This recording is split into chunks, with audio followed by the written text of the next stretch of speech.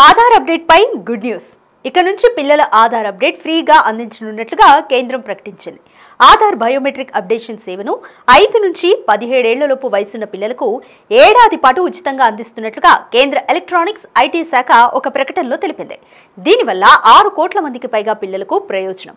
ప్రస్తుత రూల్స్ ప్రకారం 5 ఏళ్లలోపు పిల్లలు ఫోటో, పేరు, పుట్టిన తేదీ, లింగం, చిరునామా, జనన ధృవీకరణ పత్రాలు ఇచ్చి ఆధార్లో పేరుని నమోదు చేసుకోవచ్చు. 5 ఏళ్ల వయసులో బయోమెట్రిక్స్ సరిగ్గా ఏర్పడి ఉండవన్న కారణంతో వేలిముద్రలు, కనుపాపల గుర్తులు తీసుకోరు.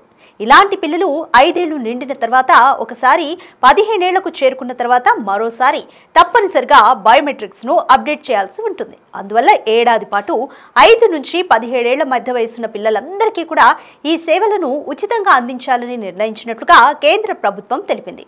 ఆ తర్వాత ₹125 ఫీజుగా వసూలు చేస్తారు.